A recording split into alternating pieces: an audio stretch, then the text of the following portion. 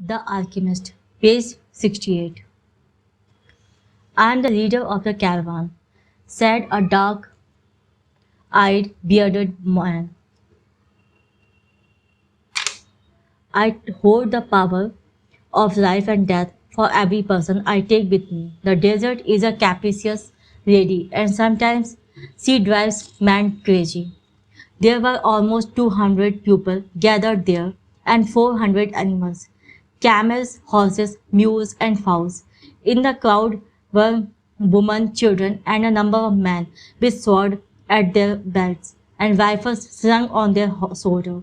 The Englishman and several suitcases filled with books.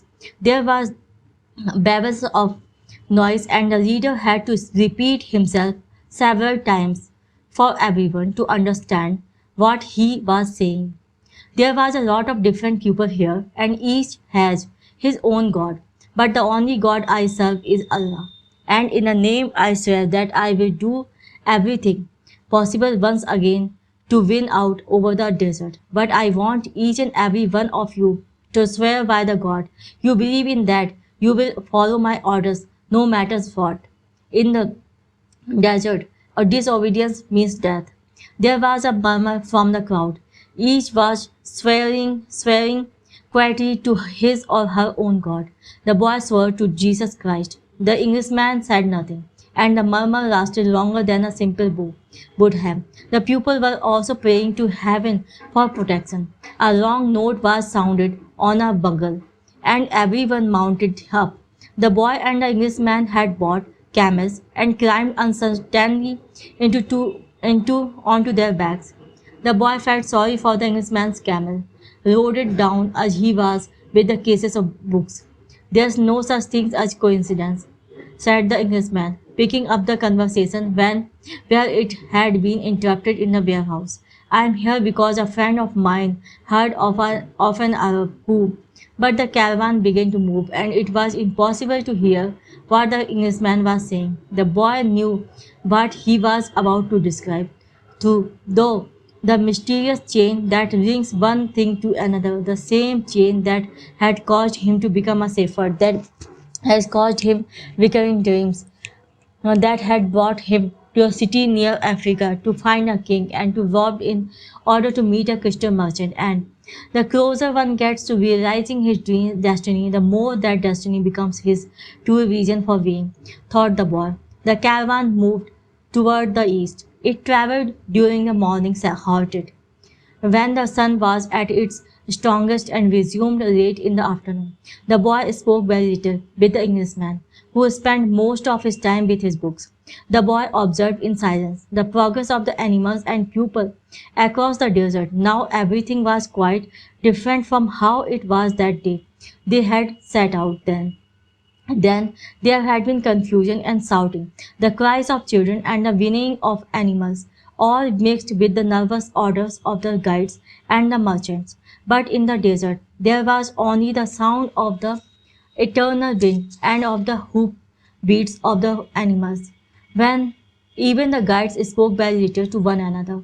I have crossed these sands many times, said one of the camel drivers one night, but the desert is so huge and the horizon so distant that they make a person feel small and as if he should remain silent. The boy understood intuitively what he meant, even without ever having set foot in the desert before. Whenever he saw the sea or a fire, he fell silent, impressed by their elemental force. I have learned things from the sea, and I have learned things from crystal, he thought. I can learn something from the desert too. It seems old and wise. The wind never stopped, and the boy remembered the day he had sat at the fort in Tarifa with this same wind blowing in his face. It reminded him of the bull from his sheep who were now seeking food and water in the field of Andalusia, as they always had. They are not my sheep anymore, he said to himself, without nostalgia. They must be used to their new shepherd, and have probably already forgotten me. That's good. Creatures like the sheep that are used to traveling know about moving on. He thought of the merchant's daughter and was sure that she had probably married, perhaps to a baker or to another shepherd who could read and could tell her exciting stories. After all, he probably was not the only one, but he was excited at his intuitive understanding of the camel driver's command. Maybe he was also learning the universal language that deals with the past and the present of all people. Hunches, his mother used to call them. The boy was beginning to understand that intuition is really a sudden immersion of the soul into the universal current of life, where the histories of all men are connected, and we are able to know everything because it's all written there. Maktab, the boy said, remembering the crystal merchant. The desert was all sand in some stretches and rocky in others. When the caravan was blocked by a boulder, it had to go around it. If there was a large rocky area, they had to make a major detour. If the sand was too fine for the animals' hoofs, they sought a way where the sand was more substantial. In some places, the ground was covered with the salt of dried up lakes. The animal worked at such places, and the camel drivers were forced to dismount and unburden their charges. The drivers carried the freight themselves over such a treacherous footing and then reloaded the camels. If a guide were to fall ill or die, the camel driver would draw lots and appoint a new one. But all this happened for one basic reason. No matter how many detours and adjustments it made, the caravan moved toward the same compass point. Once obstacles were overcome, it returned to its course, sighting on a star that indicated the location of oasis. When the pupils saw that star shining in the morning sky, they knew they were on the right course toward water, palm trees, shelter, and other pupils. It was only the Englishman who was unaware of all this, and he was, for the most part, immersed in reading his books. The boy, too, had his book and he had tried to read it during the first few days of the journey. But he found it much more interesting to observe the caravan and listen to the wind. As soon as he had learned to know his camel better and to establish a relationship with him, he threw the book away. Although the boy had developed a superstition that each time he opened the book he would learn something important, he decided it was an unnecessary burden. He became friendly with the camel driver who traveled alongside him. At night, as they sat around the fire, the boy related to the driver his adventures as a shepherd. During one of these conversations, the driver told of his own life. I used to live near El Karim, he said. I had my orchard, my children, and a life that would change not at all until I died. One year, when the crop was the best ever, we all went to Mecca, and I satisfied the only unmet obligation in my life. I could die happily, and that made me feel good. One day, the earth began to tremble, and the Nile overflowed its banks. It was something that I thought could happen once only to others, never to me. My neighbors feared they would lose all their olive trees in the flood, and my wife was afraid that we would lose our children. I thought that everything I owned would be destroyed. The land was ruined, and I had to find some other way to earn a living. So now I am a camel driver. But that disaster taught me to understand the words of Allah. People need not fear the unknown if they are capable of achieving what they need and want. We are afraid of losing what we have, whether it's our life or our possessions and property. But this fear evaporates when we understand that our life stories and the history of the world were written by the same hand. Sometimes their caravan met with another. One always had something that the other needed, as if everything were indeed written by one hand. As they sat around the fire, the camel drivers exchanged information about winter storms and told stories about the desert. At other times, mysterious hooded men would appear. They were Bedouins who did surveillance along the caravan route. They provided warnings about thieves and barbarian tribes. They came in silence and departed the same way, dressed in black garments that showed only their eyes. One night a camel driver came to the fire where the Englishman and the boy were sitting. There are rumors of tribal wars, he told them. The three fell silent. The boy noted that there was a sense of fear in the air, even though no one said anything. Once again, he was experiencing the language without words, the universal language. The Englishman asked if they were in danger. Once you get into the desert, there's no going back, said the camel driver. And when you can't go back, you have to worry about only about the best way of moving forward. The rest is up to Allah, including the danger. And he concluded by saying the mysterious word Maktam. You should pay more attention to the caravan, the boy said to the Englishman. After the camel driver had left, we make a lot of detours, but we are always heading for the same destination. And you ought to read more about the bird, answered the Englishman. Books are like caravans in that respect. The immense collection of people and animals began to travel faster.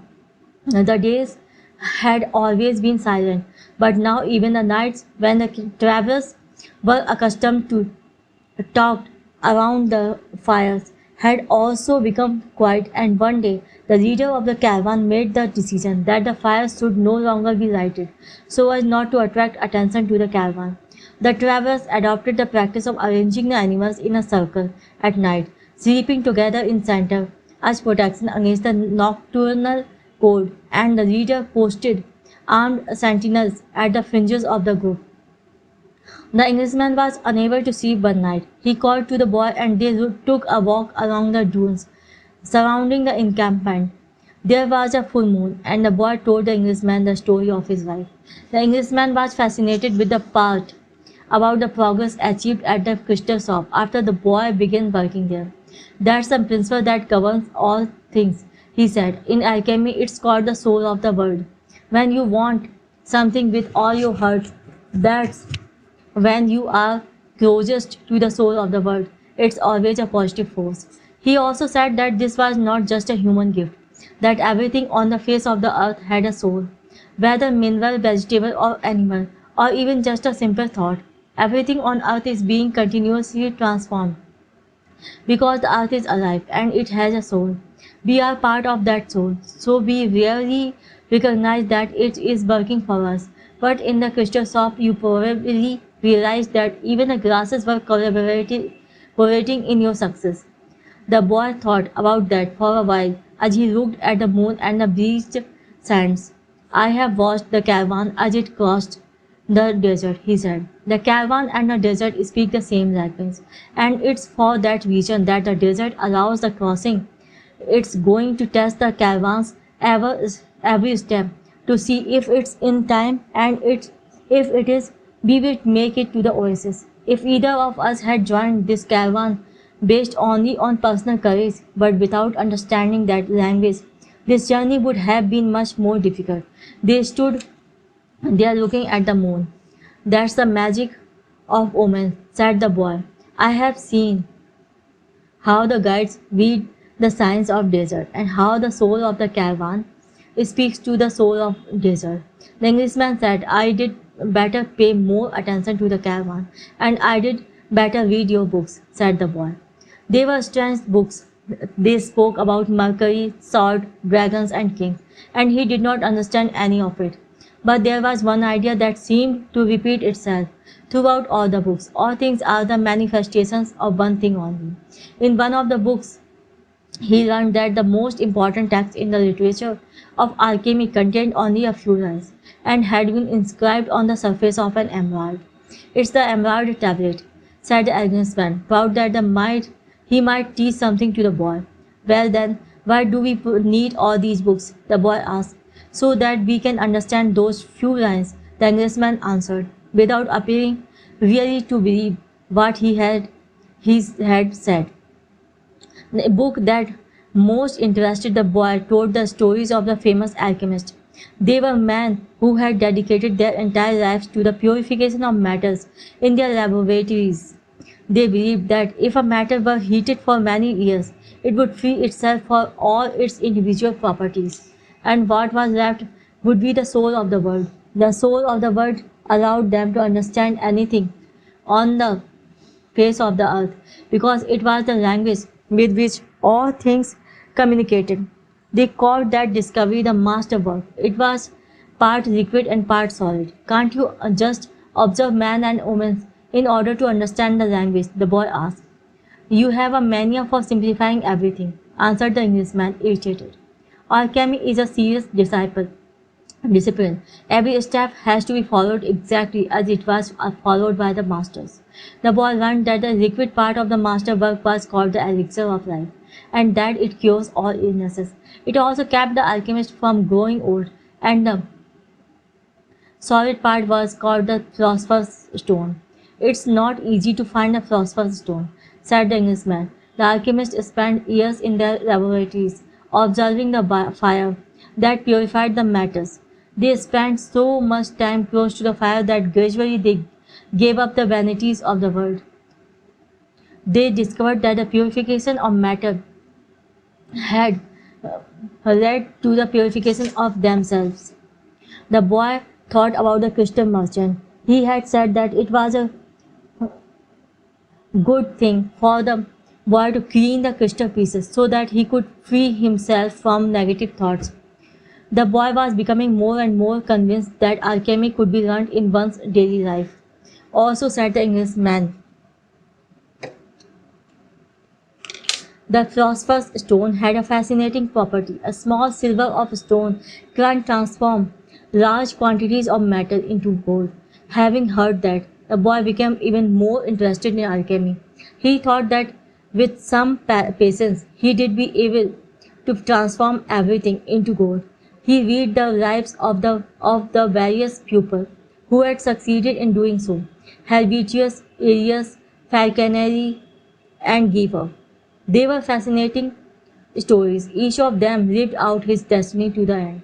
They traveled, spoke with wise men, performed miracles for the incredulous, and owned the philosopher's stone and the elixir of life. But when the boy wanted to learn how to achieve the masterwork, he became completely lost. There were just drawing, coded instructions, and obscure text. Thank you very much for listening. This is page number 78.